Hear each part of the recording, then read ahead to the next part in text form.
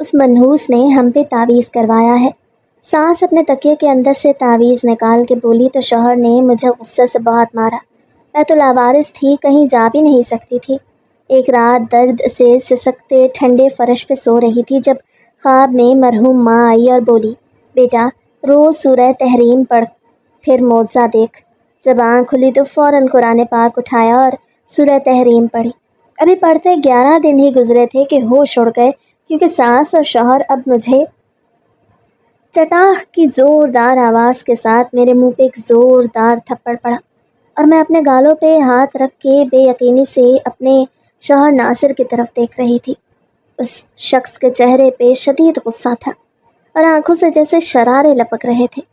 تمہاری ہمت کیسے ہوئی کہ تم میرے گھر والوں کے خلاف اتنی بڑی سازش کا جال بنو؟ میں سوچ بھی نہیں سکتا تھا کہ تم جیسی معصوم اور سادہ عورت کے پیچھے ایک نہایت چالاک اور سازشی عورت بسی ہوگی۔ ناصر نے تو مجھ سے یہ کہا تو میں تیزی سے آگے بڑھ کے بولی، نہیں ناصر، ایسا کچھ بھی نہیں، آپ کو غلط فہمی ہو رہی ہے۔ ماں نے آپ کو جو کچھ بھی کہا ہے وہ سب غلط ہے۔ ناصر کو اور غصہ آ گیا اور وہ ایک دم تیزی سے آگے بڑھا۔ اسے میرے دوسرے گال پہ بھی ایک زوردار تھپڑ دے مارا۔ کہنے لگا، تمہاری ہمت کیسے ہوئی میری ماں کو جھوٹا کہنے کی؟ کیا تم یہ کہہ رہی ہو کہ وہ جھوٹ بول رہی ہے اور تم سچی ہو؟ اپنی ماں کے مقابلے میں تمہارا یقین کیسے کر سکتا ہوں؟ تم نے یہ سوچا بھی کیسے؟ ناصر نے ایک دم مجھے ایک زوردار دھکا دیا اور میں نیچے گر پڑی۔ اس کے بعد اس کے نہ ہاتھ رکے نہ زبان۔ وہ پے در پے میرے اوپر وار کرتا رہا، مجھے مارتا رہا اور میں بے بسی اور خاموشی سے پٹتی رہی۔ میں سوچ بھی نہیں سکتی تھی کہ ناصر اس طرح مجھ پہ ہاتھ اٹھائے گا۔ محبت کی امید تو مجھے اس سے تھی ہی نہیں، لیکن اس طرح کے سلوک کی بھی میں حقدار نہیں تھی۔ میری ساس اور نندے خاموشی سے دور کھڑی تماشا دیکھ رہی تھی۔ انہوں نے ایک بار بھی مجھے چھڑانے کی کوشش نہیں کی اور نہ ہی ناصر کو سمجھایا یا روکنے کا کہا۔ میں خاموشی سے پٹتی گئی اور ان کے چہرے پہ پھیلی ہوئی مسکراہٹ دیکھتی رہی۔ ناصر جب مجھے مار مار کے تھک گیا تو اس نے مجھے کمرے سے باہر نکال کے پھینک دیا، یوں جیسے میں کوئی فالتو چیز ہوں، جیسے میں کوئی ناکارہ وجود ہوں۔ اپنی اتنی تذلیل پر میری آنکھوں میں آنسو آ گئے اور ایک خاموش فریاد میرے حلق سے نکلی۔ میرا نام نورین ہے، میں اس وقت 25 برس کی ہوں۔ بچپن اماں ابا کے ساتھ بہت سہانے انداز میں گزرا تھا، لیکن میں نہیں جانتی تھی کہ یہ خوشنما خواب بہت جلدی ختم ہو جائے گا۔ میں ابھی صرف 5 برس کی تھی جب اماں کو معمول کا بخار ہوا اور وہ بیمار پڑ گئی۔ ابا ان کی دوا لاتے رہے اور اماں کا علاج کرواتے رہے، لیکن اماں کا بخار کسی طور کم نہیں ہوا اور وہ آہستہ آہستہ کمزور ہوتی گئی اور بالکل ہی بستر سے لگ گئی۔ ابا ان کی صحت اور طبیعت کے حوالے سے بہت زیادہ تشویش کا شکار تھے اور پھر ایک دن اماں کو اصرار کر کے شہر کے بڑے ہسپتال لے گئے، لیکن یہاں پہ بھی اماں چند دن داخل رہیں اور پھر ڈاکٹروں نے انہیں جواب دے دیا۔ اماں کی بیماری سمجھ میں نہیں آ رہی تھی، کوئی جگر کا مسئلہ کہتا تو کوئی کہتا ابا نے بھی کوئی ڈاکٹر کوئی حکیم نہیں چھوڑا، لیکن شاید اماں کی زندگی اتنی ہی لکھی تھی اور وہ مزید بیمار پڑتی گئی اور پھر خاموشی سے اس دنیا سے رخصت ہو گئیں۔ اماں کے مرنے کے بعد میں بالکل اکیلی پڑ گئی۔ ابا کے ذمہ میری پرورش آ چکی تھی اور وہ احسن طریقے سے میرا خیال رکھنے کی کوشش کرتے۔ ابا کی آنکھیں جب میں نم دیکھتی تو خود بھی اداس ہو جاتی۔ ابا مجھے اسکول بھیجتے، میرے کھانے پینے کا خیال رکھتے۔ ان دنوں میں وہ میرے بے حد قریب آ گئے تھے اور مجھے ہر لحاظ سے خوش رکھنے کی کوشش کرتے، لیکن میں ہر لمحہ ماں کو یاد کرتی اور روتی رہتی۔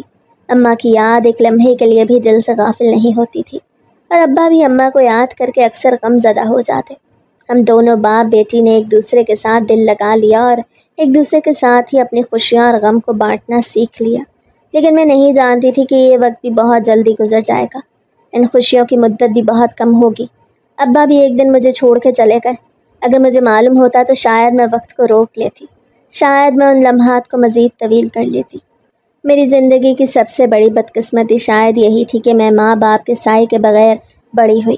ماں بچپن میں ہی کسی موذی مرض کے بعد اس جہان فانی سے رخصت ہو گئی تھی اور ابا، ان کی زندگی میں صرف ایک غم رہ گیا تھا اور وہ تھا مجھے پالنا پڑھانا اور کسی اچھے گھرانے میں میرا بیاہ کر دینا، مگر وہ بھی زیادہ دن زندہ نہ رہ سکے۔ مجھے اچھی طرح یاد ہے وہ سرد رات جب ابو کو ہسپتال لے جایا گیا۔ میں ان کے کندھوں پہ رضائی درست کر رہی تھی اور وہ کمزوری سے میرا ہاتھ پکڑ کے بولے، نورین، تیرے اچھے نصیب کے لیے میں نے بہت دعائیں کی، اللہ کرے تو ایک دن بہت عزت والی عورت بنے تو بہت خوش رہے۔ ابا نے یہ جملہ بڑے دل گرفتہ انداز میں کہا اور ان کے جملے کے اندر چھپی ہوئی حسرت کو دیکھ کے میں رو پڑی تھی۔ ان کا آخری جملہ تھا، اس کے بعد وہ دوبارہ آنکھ نہ کھول سکے۔ ابا کے انتقال کے بعد میں واقعی لاوارث ہو گئی۔ میرا کوئی بہن بھائی نہ تھا اور دور پار کے رشتہ داروں نے بس اتنا ہی کیا کہ کفن دفن کے بعد مجھے ایک چچا کے حوالے کر دیا۔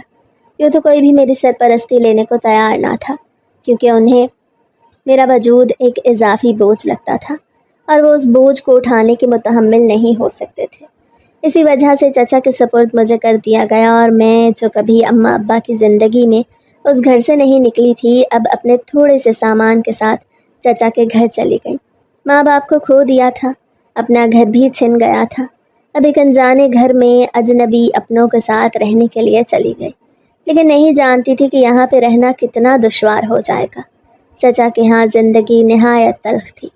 چچی کو میرا ہونا ایک بوجھ لگتا تھا، حالانکہ چچا مجھے اپنے ساتھ لے آئے تھے اور میرے چھوٹے سے گھر کو کرائے پہ اٹھا دیا تھا۔ میں نہیں جانتی وہاں سے کتنا کرایہ آیا، لیکن اتنا ضرور معلوم ہے کہ میں ان پہ بوجھ نہیں تھی، بلکہ اس کرائے کی وجہ سے ان کی کئی ضرورتیں پوری ہو جاتی اور وہ اس کرائے کی وجہ سے بہت کچھ حاصل کرنے میں کامیاب ہو جاتے۔ اپنے گھر میں تو ابا نے کبھی زیادہ بوجھ نہیں ڈالا، بہت سارے کام وہ خود ہی کر دیتے اور میرے بنا کہے ہی سب کچھ لا کے رکھ دیتے، لیکن یہاں زندگی اور طرح سے گزر رہی تھی۔ چچا کے گھر میں سارے کام میرے ذمہ آن پڑے اور چھوٹی چھوٹی چیزوں کے لیے مجھے ترسنا پڑ رہا تھا۔ میں ان کے بچوں کے کپڑے دھوتی، کھانا پکاتی، جھاڑو دیتی اور پھر اگر وقت بچتا تو چھپ چھپ کے پرانی کتابیں پڑھ لیا کرتی۔ چچی اکثر کہتی کہ لڑکیوں کے لیے اسکول جانا کوئی ضروری نہیں ہوتا، انہیں گھر کے کام آنے چاہیے اور کھانا پکانا، سلائی کڑھائی کا ہنر ہونا چاہیے، تاکہ کل کلاں کو سسرال میں باتیں سننے کو نہ ملے۔ چچی کہتی تم جیسی لڑکیوں کے لیے سسرال ہی سب کچھ ہوتا ہے، لڑکی کی عزت تب تک ہے جب تک کسی کے گھر کی نہ ہو جائے۔ یہ جملہ میرے دماغ میں بیٹھ گیا۔ میں جو پڑھنا چاہتی تھی، آگے بڑھ کے استانی بننا چاہتی تھی، چچی کی ان باتوں کی وجہ سے چپ کر جاتی اور گھر کے کاموں میں اپنا دل لگانے کی کوشش کرتی۔ دن یوں ہی گزر رہے تھے اور میں مزید جوان اور خوبصورت ہو رہی تھی، گھر کے کاموں میں طاق ہوتی جا رہی تھی، لیکن پڑھائی کہیں پیچھے رہ گئی تھی۔ ایک دن چچی نے مجھے بلایا، ان کے لہجے میں سختی تھی اور عجب سا نرمی بھرا انداز تھا۔ نورین، تمہارے لیے ناصر نام کے لڑکے کا رشتہ آیا ہے، وہ دبئی میں کام کرتا ہے، ماں ہے، بہنیں ہیں، اچھا کھاتا پیتا گھر ہے، تم لاوارث ہو، اس حساب سے یہ رشتہ ہر لحاظ سے مناسب ہے۔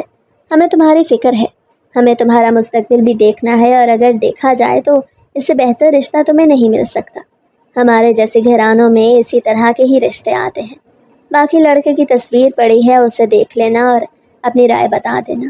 میں نے کچھ نہ کہا، بس سر جھکا دیا، کیونکہ میرے پاس انکار کا حق نہیں تھا۔ چچی نے میری خاموشی کو رضامندی سمجھا اور چند ہفتوں کے اندر ہی ساری تیاری کر لی۔ سادگی کے ساتھ نکاح ہوا اور پھر رخصتی ہو گئی۔ نہ کوئی جہیز تھا، نہ کوئی شان و شوکت تھی اور نہ ہی کوئی رسم و رواج کیے گئے، بس ایک سادگی تھی جو ساری تقریب کے دوران محسوس ہوتی رہی۔ چچا بھی خاموش سے تھے اور چچی ہر طرف مسکراتے ہوئے پھر رہی تھی۔ چند مہمان ہی تھے اور وہ بھی بہت ہی قریبی رشتہ دار۔ اس کے علاوہ چچی نے کسی کو نہیں بلایا تھا، کیونکہ بقول چچی کہ میں اتنا زیادہ خرچہ برداشت نہیں کر سکتی۔ میں نے بھی خاموشی اختیار کر لی، کیونکہ میں جانتی تھی کہ چچی کے رحم و کرم پہ ہوں اور جیسا وہ چاہیں گی وہی ہوگا۔ میں خاموشی سے سرخ سوٹ میں لپٹی نئی زندگی کے سفر پہ روانہ ہو گئی، جہاں میرے دل میں بے تحاشا خدشات جنم لے رہے تھے، وہیں میری آنکھوں میں ایک محبت بھری امید بھی تھی۔ محبت اور چاہت کا ایک گدگداتا ہوا احساس تھا اور اپنے جیون سفر کے حوالے سے میری کچھ توقعات تھیں۔ میں رخصت ہو کے ناصر کے گھر پہنچی۔ ناصر کا گھر پرانا تھا مگر پکا مکان تھا، 3 کمروں پہ مشتمل ایک سادہ سا گھر۔ گھر میں ایک چھوٹا سا صحن اور بائیں جانب ایک چھوٹا سا کچن تھا، جس میں صرف ایک شیلف تھا اور چند برتن پڑے ہوئے تھے۔ ساس کا چہرہ سخت اور آنکھیں تیز تھیں، جیسے ہر وقت شک میں گھری ہوں۔ انہوں نے جب میرا رشتہ دیکھا تھا تب بھی صرف اتنا ہی کہا تھا، یہی ہے وہ لڑکی۔ انہوں نے ناک چڑھاتے ہوئے چچی سے پوچھا۔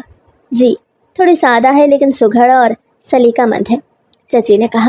اللہ خیر کرے، میری ساس نے صرف اتنا کہا اور چپ ہو گئی، اور اب شادی کے بعد بھی ان کا انداز عجیب سا تھا۔ ناصر نے بھی میرے ساتھ نہ زیادہ بات کی، نہ کوئی نرمی دکھائی، نہ میری تعریفوں کے پل باندھے، جیسے یہ شادی صرف ایک مجبوری تھی۔ اور ساس نے تو بڑی تیکھی نظروں سے میرا استقبال کیا کہ میری جان کام کے رہ گئی۔ رخصتی کے چند دنوں بعد وہ واپس دبئی چلا گیا اور میں اکیلی رہ گئی اپنی ساس اور نندوں کے رحم و کرم پہ۔ میری ساس کے رویے میں روز بروز سختی آتی گئی۔ ہمارا بیٹا اتنے پیسے بھیجتا ہے، اتنی کمائی کرتا ہے، ہمیں تو اونچے گھرانے میں شادی کرنی تھی، نہ جانے یہ رشتہ کیسے ہو گیا، کہاں اس کے نصیب پھوٹ گئے۔ یہ جملہ وہ ہر دوسرے دن دہراتی اور میں چپ چاپ سننے پہ مجبور تھی، کیونکہ میں جانتی تھی کہ میرا میکا مضبوط نہیں اور مجھے یہ سب کچھ برداشت کرنا ہے، چاہے تو ہنس کے کر لوں، چاہے تو رو کے۔ گھر کے کاموں میں مجھے کوئی رعایت نہیں تھی۔ صبح فجر سے رات عشاء تک صرف کام، تانے اور خاموشی تھی۔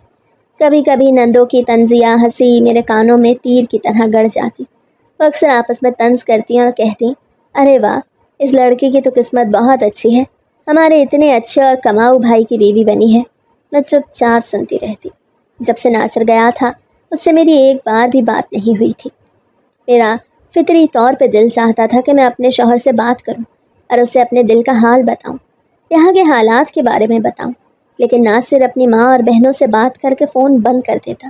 میں قریب ہی بیٹھی ہوتی تھی، نہ اس نے کبھی میرے بارے میں پوچھا، نہ ہی میری ساس نے کبھی میرے بارے میں کوئی بات کی۔ وہ اپنی اور اپنی بیٹیوں کے بارے میں بتاتی اور اس سے مختلف فرمائشیں کرتی، اور ناصر ہنس ہنس کے سنتا رہتا۔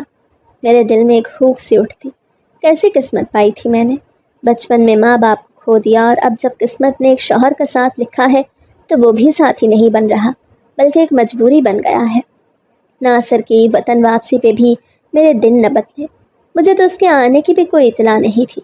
اچانک اسے اپنے سامنے دیکھ کے میں بہت خوش ہوئی تھی اور بے تابی سے اس کی طرف بڑھی۔ ناصر، آپ اچانک؟ میری آنکھوں میں خوشی کے جگنوں چمکنے لگے۔ مجھے دیکھ کے وہ بھی جیسے ٹھٹک گیا، جیسے اسے مجھ سے اس طرح کے سوال کی امید نہیں تھی، یا پھر وہ مجھ سے اتنی بے تکلفی کی توقع نہیں کر رہا تھا۔ وہ 3 مہینے بعد واپس آیا تھا اور جیسے ہی آیا ساس نے میرے خلاف شکایتوں کا انبار لگا دیا۔ ناصر بھی مجھ سے کھچا کھچا رہنے لگا اور میرے دل کی کلی جیسے ایک دم مرجھا گئی۔ میں جو یہ سوچ رہی تھی کہ شوہر کے آنے سے مجھے کچھ سکون ملے گا، لیکن مجھے مزید پریشانیوں نے گھیر لیا۔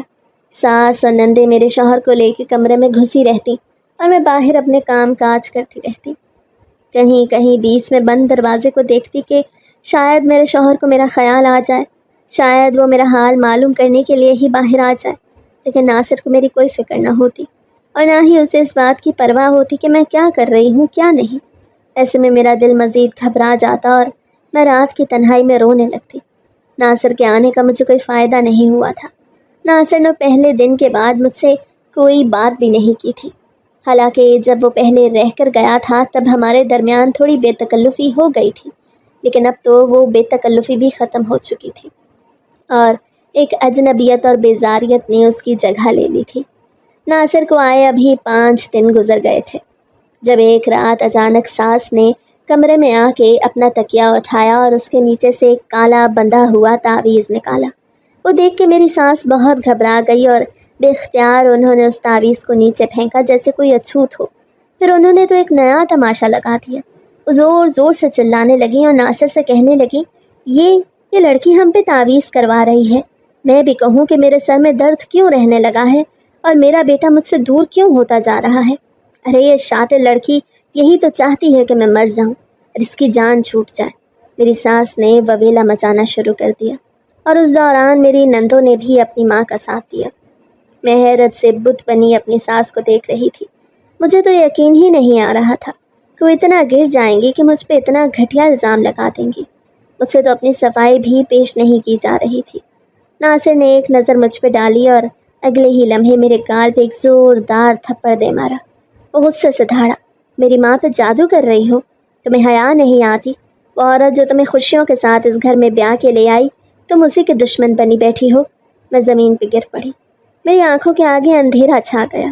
ساس نے بھی کوئی رحم نہ کیا بلکہ مزید الزام لگاتی رہی، جنہیں سن کے میں حیران ہوتی رہی۔ ناصر کی آنکھوں میں خون اتر آیا۔ میں ایک دم اٹھی اور تیزی سے بولی، ناصر ایسا کچھ نہیں ہے۔ اماں، میں نے ابھی اتنا ہی کہا تھا کہ ناصر نے میری بات کاٹ دی اور بولا، تو کیا میری ماں جھوٹ بول رہی ہے؟ یہ کہہ کے ناصر نے میرا ہاتھ مروڑا اور مجھے کمرے سے باہر پھینک دیا۔ اتنی ذلت مجھے کبھی محسوس نہیں ہوئی تھی جتنی اب ہو رہی تھی۔ اس رات میں فرش پہ لیٹی ننگے پیر بغیر چادر کے پڑی رہی اور درد سے کراہتی رہی۔ ہڈیوں میں درد تھا، دل میں چبھن تھی اور آنکھوں میں بے بسی، بے یقینی پھیلی ہوئی تھی۔ سردی کا موسم تھا لیکن میرا دل اندر سے بھی برف بن چکا تھا۔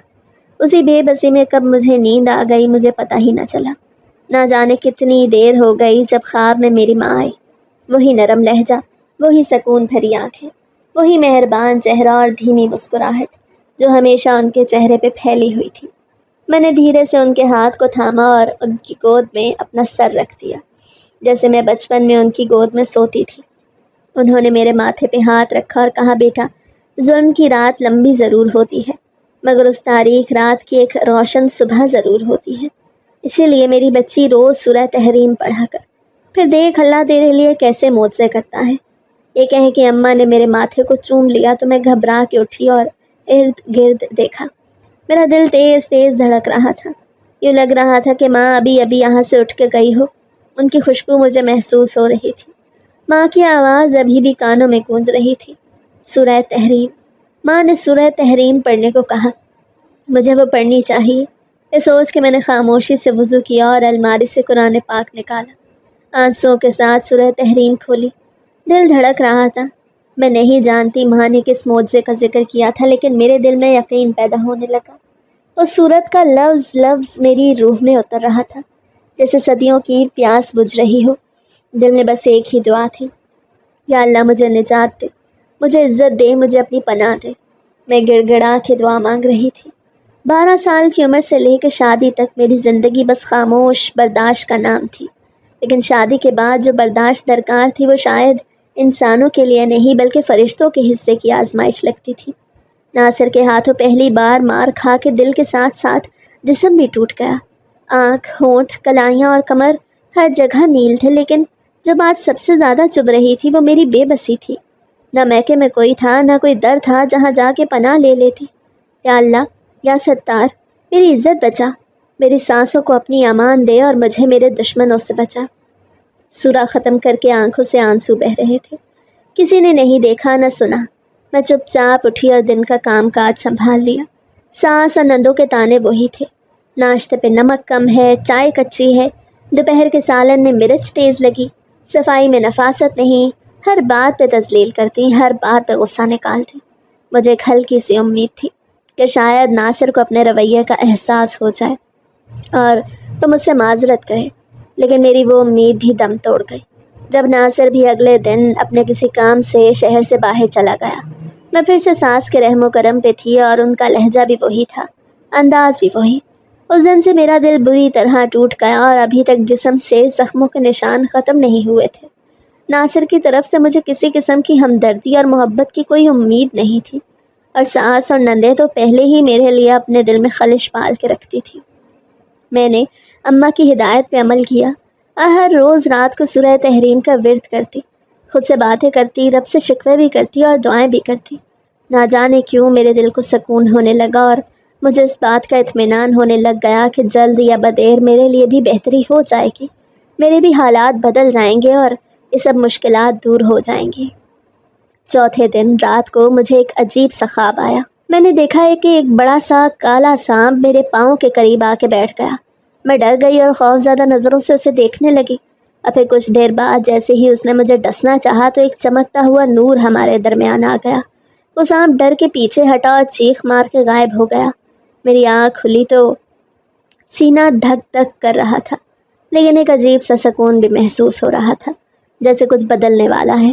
اس دن جب سانس ناشتے کے بعد مجھے بلا کے بولی، آج دوپہر کو میرے لیے حلیم بنا لینا، کچھ مہمان آ رہے ہیں، تو ان کا لہجہ کچھ بدلا ہوا تھا۔ میں ٹھٹک گئی۔ یہ پہلا موقع تھا جب ان کے لہجے میں سراسر نفرت یا طنز کی جھلک نہیں تھی، اور نہ ہی ان کی زبان میں کاٹ تھی۔ میں نے اس بات میں سر ہلایا اور دل میں شکر ادا کیا۔ شاید کوئی معجزہ آہستہ آہستہ ہو رہا ہے، شاید میرا صبر رنگ لا رہا ہے، شاید میری دعائیں قبولیت پا رہی ہیں۔ 11ویں دن کچھ عجیب سا ہوا۔ ناصر اپنا کام ختم کر کے شام میں اچانک آ گیا۔ اس کا چہرہ کچھ الجھا ہوا لگ رہا تھا، وہ کچھ بجھا بجھا تھا۔ اسے مجھے اندر بلایا اور سخت لہجے میں پوچھا، میرے کمرے میں ایک عجیب سا تعویذ ملا ہے، وہ کہاں سے آیا؟ ناصر کا انداز تشویش لیے ہوئے تھا۔ میں نے اس کے آگے ہاتھ جوڑے اور کہا، مجھے اس بارے میں کچھ علم نہیں، میں تو اب صرف سورہ تحریم پڑھتی ہوں، وہی جو ماں نے خواب میں بتائی تھی۔ ناصر کا چہرہ ایک دم بدلا، جیسے وہ گھبرا گیا ہو۔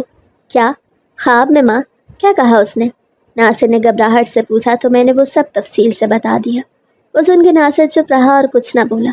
اگلے دن رات کو ساس کا موبائل بیڈ پہ رہ گیا، وہ خود باورچی خانے میں تھی۔ فون پہ کال آئی اور نہ جانے کس طرح آن ہو گئی۔ میں نے جو آواز سنی وہ میرے پیروں تلے سے زمین کھینچنے کے لیے کافی تھی۔ ناصر کی ماں، میں نے کہا تھا نورین پہ کالا تعویذ ہر ماہ دہرانا ہوگا ورنہ اثر واپس پلٹے گا۔ اب تو دیر ہو چکی ہے، اس نے کوئی ورد شروع کر دیا ہے، اثر پلٹ رہا ہے۔ یہ کسی عاملہ کی آواز تھی۔ میں یہ سب سن کے پتھر کی ہو گئی۔ اسی لمحے میری سانس آ گئی۔ میں نے فوراً آنکھیں جھکا لی، مبادا کہ میرے چہرے سے کچھ پڑھ نہ لیں، اور چپ چاپ وہاں سے اٹھ گئی۔ میرے قدم لرز رہے تھے، دل میں ایک آگ سی لگی تھی۔ میری ہی ساس، وہ عورت جسے میں نے ماں کی جگہ دی، وہی میرے خلاف کالے جادو کراتی رہی، اور ناصر، اس کی غیر حاضری میں سارا زہر میرے لیے تیار ہوتا رہا۔ لیکن ایک عجیب بات ہو رہی تھی، سب کچھ جیسے بدل رہا تھا۔ وہی ساس جو چند دن پہلے تک ہر بات پہ تانا دیتی، اب صبح کے وقت سلام کر کے پاس سے گزرتی، کبھی کبھار بولتی، بیٹا چائے بنا دو، بیٹا میرے کپڑے استری کر دو۔ میں حیران ہوتی کیونکہ پہلے تو وہ مجھے اے لڑکی کہہ کے بلاتی تھی۔ ناصر بھی بدلا بدلا لگتا، اس کی آنکھوں میں شک کی جھلک تھی مگر لہجے میں نرمی آ رہی تھی۔ دوپہر میں اس نے مجھے کہا کہ اگر تمہیں کوئی تکلیف ہے تو مجھے بتا دو، تمہیں اس گھر میں عزت ملنی چاہیے اور جو تمہارا مقام ہے تمہیں وہ ملنا چاہیے۔ یہ وہ جملہ تھا جس نے میرے اندر کئی برسوں کی برف پگھلا دی۔ میں نے بہت دنوں بعد ہنسی روکی اور صرف سر ہلا کے بولی، بس اب دعا کرے سب اچھا ہو جائے، مجھے اور کچھ نہیں چاہیے، میں روز سورہ تحریم پڑھتی ہوں۔ میرے کہنے پہ ناصر چونک گیا۔ روز؟ کب سے؟ اسے حیرانی سے پوچھا۔ میں نے کہا، ماں نے خواب میں کہا تھا تب سے ہی شروع کی ہے، 11 دن ہو گئے ہیں۔ میں نے ماں کا محبت سے ذکر کرتے ہوئے جب ناصر کو بتایا تو ناصر کافی دیر چپ رہا، پھر بولا، شاید یہی وجہ ہے کہ امی کچھ بدلی بدلی سی لگتی ہیں، اور میرا دل بھی بہت بے چین تھا ان دنوں۔ ناصر نے جیسے چونک کے کہا، رات کو میں نے جب پھر سے سورہ تحریم پڑھی تو دل میں ایسا لگا جیسے قرآن کے الفاظ میرے گرد ایک دیوار کی طرح ہو گئے ہوں، جیسے میں قرآن کی حفاظت کے حصار میں آ گئی ہوں۔ میں رونے لگی، دعائیں مانگی اور دل ہی دل میں کہا، یا رب مجھے اب اپنے سائے میں رکھ، نہ شوہر کا خوف نہ ساس کا ظلم، بس تیرا تحفظ، تیرا نور، تیرا معجزہ چاہیے، میرے مالک کن فرما دے۔ میں نے بڑے جذب و یقین سے دعائیں مانگی۔ اسی رات میں نے ایک اور خواب دیکھا۔ ماں پھر آئیں، چہرہ اور زیادہ روشن تھا۔ انہوں نے مجھے گلے لگا لیا اور کہا، بیٹا رب نے تیری دعا سن لی ہے، اب تو خود روشنی بنے گی، بس نرمی سے رہنا، صبر سے وقت گزارنا اور قرآن سے جڑی رہنا۔ ماں نے جیسے مجھے نصیحت کی تھی۔ میں نے آہستہ سے سر ہلا دیا اور نم آنکھوں سے جاگ اٹھی۔ ایک بار پھر میں نے قرآن اٹھایا، سورہ تحریم جیسے میری سانسوں کا حصہ بن چکی تھی، وہ معجزہ جو شروع ہو چکا تھا، جو اب رنگ دکھانے والا تھا۔ 11 دن کی محنت اور دعا کے بعد مجھے ایسا محسوس ہونے لگا جیسے میری زندگی میں کچھ بدلنے والا ہے، کچھ نیا شروع ہونے والا ہے۔ ناصر کی خاموشی اور ساس کا بدلتا ہوا رویہ میرے لیے ایک بہت بڑا اشارہ تھا کہ کچھ ایسا ہو رہا ہے جو میں نے صرف خوابوں میں ہی سوچا تھا۔ وہ دن تھے جب میں سچ میں یقین کرنے لگی کہ سورہ تحریم کی برکتیں اپنے اثرات دکھا رہی ہیں۔ ہر دن سورہ پڑھتے ہوئے دل میں سکون آنا شروع ہو گیا اور اللہ کی مدد کا یقین بڑھتا چلا جا رہا تھا۔ ایک رات جب میں رات کے کھانے کے بعد سونے کے لیے لیٹی، اچانک ساس کی آواز آئی۔ وہ بہت تیز تیز قدموں سے چلتی ہوئی میرے کمرے کے قریب آئیں اور دروازہ کھول کے بولی، بیٹا تمہاری ماں کی باتوں میں سچائی تھی، میں نے تم پہ ظلم کیا۔ میں چونک گئی اور فوراً اٹھ بیٹھی۔ یہ وہ ساس تھی جو مجھے ہمیشہ برا بھلا کہتی، اور آج وہ خود مجھ سے معافی مانگ رہی تھی۔ کیا کہہ رہی ہیں آپ؟ میں نے بہت احتیاط سے پوچھا۔ ساس نے جھک کے میری طرف دیکھتے ہوئے کہا، میں تمہاری ماں کی طرح تمہاری عزت کی قسم کھاتی ہوں، میں نے جو تم پہ ظلم کیا وہ کبھی معاف نہیں ہو سکتا، لیکن اب میں تم سے وعدہ کرتی ہوں کہ جو کچھ بھی تمہارے ساتھ ہوا وہ اب دوبارہ نہیں ہوگا۔ اس کے الفاظ دل میں اتر رہے تھے، لیکن میں ابھی تک کسی بھی بات پہ یقین کرنے کے لیے تیار نہیں تھی۔ میں خاموش رہی اور اس کی باتوں کو اپنی آنکھوں سے پرکھا۔ اسی رات ناصر کا بھی رویہ کچھ عجیب تھا، وہ مجھ سے پہلے کی طرح نہیں تھا۔ ایک دن گھر آیا، اور میری طرف آ کے بولا، مجھے تم سے بات کرنی ہے نورین۔ اس کی آنکھوں میں ایک گہرا غم تھا اور وہ بہت پریشان لگ رہا تھا۔ کیا ہوا؟ میں نے فکر مندی سے پوچھا۔ ناصر کچھ دیر تک خاموش رہا، پھر بولا، تم نے جب کہا تھا کہ تم قرآن پڑھتی ہو تو مجھے لگا یہ صرف تمہاری ایک عادت ہے، لیکن اب مجھے پچھلے دنوں کا حساب ہوا ہے۔ وہ تعویذ، وہ سب کچھ جو ماں نے تمہارے بارے میں کیا، اب مجھے لگ رہا ہے کہ یہ سب غلط تھا۔ اور اب جب میں تم سے بات کرتا ہوں مجھے لگتا ہے کہ تم سچ میں کسی بڑی طاقت کے زیر اثر ہو، کیونکہ تمہاری آنکھوں میں وہ سکون اور روشنی ہے جو پہلے کبھی نہیں تھی۔ ناصر کی باتوں نے میری آنکھوں میں اور زیادہ یقین پیدا کیا۔ یہ وہ ناصر تھا جس نے مجھے کبھی عزت نہیں دی تھی، اور آج وہ خود مجھ سے معافی مانگ رہا تھا اور میری قدر کر رہا تھا۔ وہ مجھ سے محبت کرتا تھا یا نہیں، یہ سوال ابھی تک جواب طلب تھا، لیکن یہ ضرور تھا کہ وہ اب میری عزت کرتا تھا۔ چند دنوں بعد ساس کی طبیعت بہت بگڑ گئی۔ وہ مسلسل سر درد اور پیٹ درد کی شکایت کر رہی تھی۔ ایک دن وہ بہت زیادہ کمزوری محسوس کر رہی تھی اور بستر سے اٹھنے کی بھی ہمت نہیں کر پا رہی تھی۔ میں فوراً ان کے پاس گئی اور پوچھا، کیا ہوا، آپ ٹھیک ہیں؟ وہ بہت تکلیف میں تھی اور میں نے اسے ہسپتال لے جانے کی کوشش نہیں کی۔ نورین، میں نے جو کچھ کیا اس کا بدلہ مجھے مل رہا ہے۔ ان کی آواز رند گئی اور آنکھوں میں خوف تھا۔ میں نے فوراً انہیں تسلی دی اور کہا، فکر نہ کریں، انشاءاللہ آپ ٹھیک ہو جائیں گے۔ اس رات میں نے ایک بار پھر سورہ تحریم پڑھی اور دل میں اللہ سے دعا کی کہ یا اللہ میری ساس کی حالت بہتر کر دے اور اسے توبہ کا موقع دے۔ اگلے دن ساس کی حالت میں کچھ بہتری آئی۔ اسے خود کہا کہ وہ اب اللہ سے توبہ کرنا چاہتی ہے اور اپنے کیے کی معافی مانگنا چاہتی ہے۔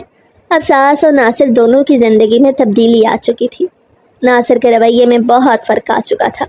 وہ ہر بات پہ مجھ سے مشورہ کرتا اور ساس بھی مجھے عزت دینے لگی تھی۔ گھر کا ماحول یکدم بدل گیا۔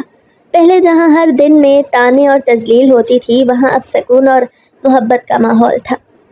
میرے دل میں اب بھی ایک خوف تھا کہ کہیں یہ سب عارضی نہ ہو، کہیں یہ سب صرف ایک لمحے کا بدلاؤ نہ ہو۔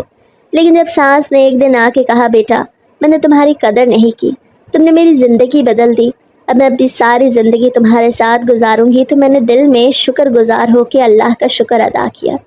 ایک دن ناصر نے مجھے کمرے میں بلایا۔ وہ بہت سنجیدہ تھا۔ نورین، میں تم سے بات کرنا چاہتا ہوں۔ میں نے تھوڑا چونک کے کہا، کیا بات؟ مجھے پچھلے کچھ دنوں میں جو کچھ ہوا وہ سب تمہاری دعاؤں کا اثر تھا۔ میں نے تمہیں ہمیشہ کمزور سمجھا، لیکن اب مجھے یہ احساس ہو رہا ہے کہ تم میں جو طاقت ہے وہ کچھ اور ہی ہے۔ تم نے مجھے اور میری ماں کو اپنے ساتھ جوڑا اور اب میں تم سے وعدہ کرتا ہوں کہ تمہیں کبھی بھی اکیلا نہیں چھوڑوں گا۔ اس کی باتوں میں سچائی اور جذبات تھے۔ میں نے اس کی طرف مسکرا کے دیکھا اور کہا، اللہ کا شکر ہے کہ آپ نے میری عزت کی قدر کی۔ اب میرا دل مطمئن تھا۔ میں نے محسوس کیا کہ اللہ کی مدد سے میں نے اپنے لیے ایک نیا راستہ کھولا ہے۔ سورہ تحریم نے میرے دل کو سکون دیا تھا اور میرے راستے میں آنے والی مشکلات کو دور کیا تھا، لیکن یہ سفر ابھی مکمل نہیں ہوا تھا۔ ایک اور حقیقت سامنے آنا باقی تھی۔ میں نہیں جانتی تھی کہ ساس اور ناصر کے درمیان ایک سچ چھپ رہا تھا جو ابھی تک مجھے نہیں معلوم تھا۔ اس حقیقت کا انکشاف اگلے دن ہونے والا تھا اور وہ حقیقت میری زندگی کو ایک نئی سمت دے گئی۔ صبح کے وقت گھر میں ایک عجیب سی خاموشی طاری تھی۔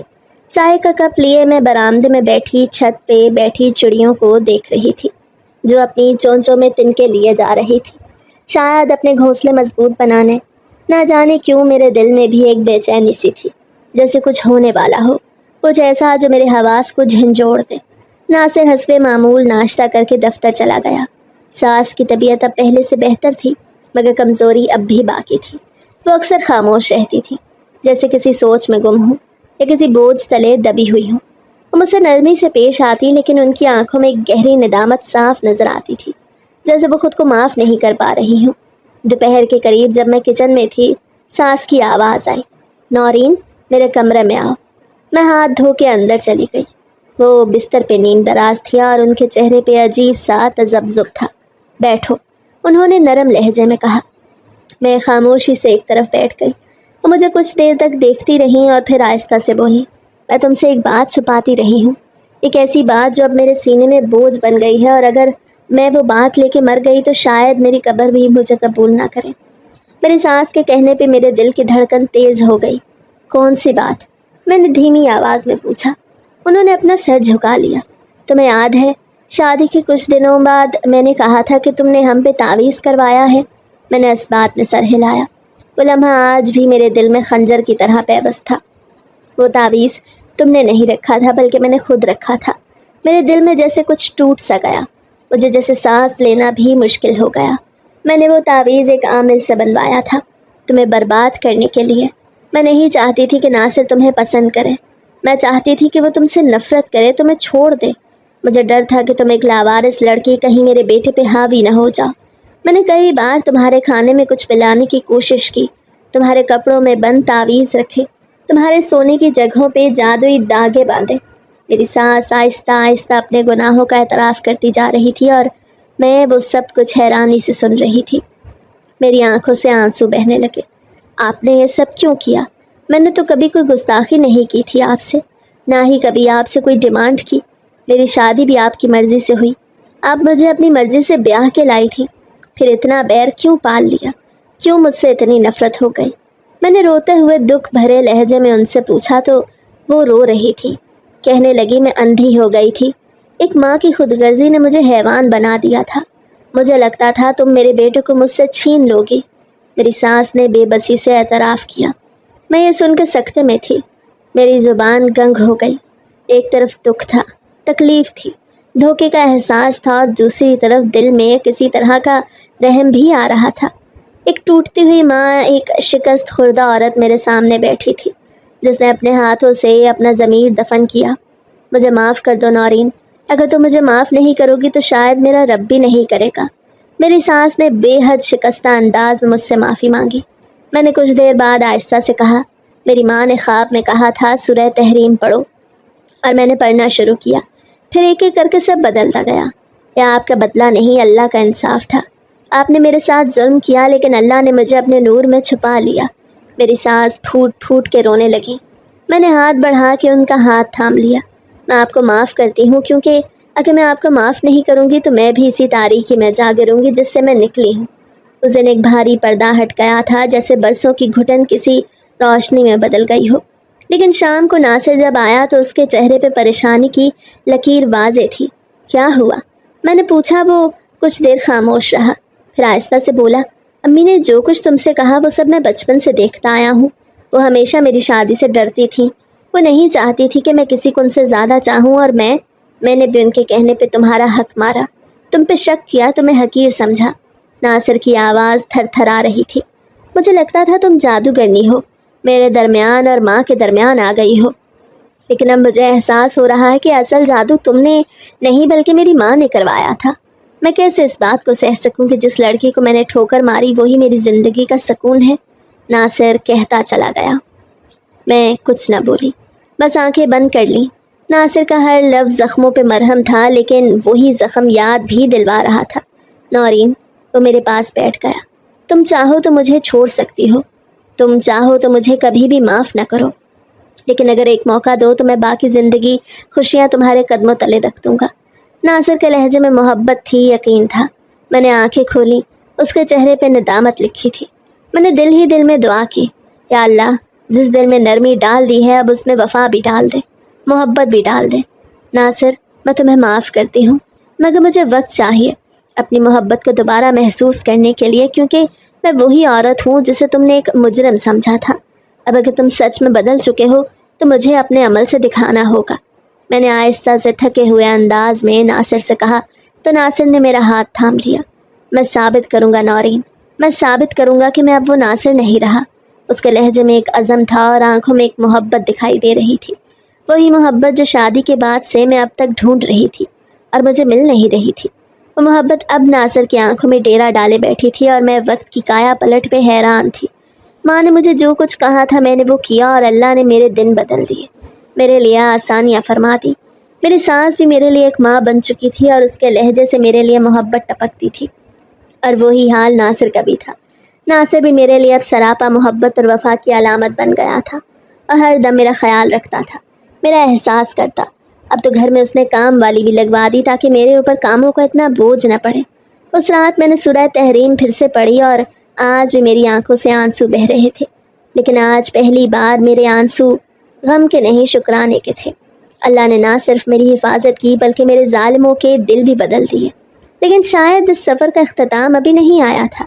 اب مجھے اپنے آپ کو ایک نئی عورت کے طور پہ منوانا تھا، نہ صرف ناصر کے دل میں بلکہ میری ساس کے دل میں بھی، اور سب سے بڑھ کے اپنے آپ کے دل میں۔ اب وقت تھا روشنی کے ساتھ جینے کا، قرآن کے ساتھ اٹھنے بیٹھنے کا، اور اس نئے ایمان کے ساتھ جو میری زندگی کا سہارا بن چکا تھا۔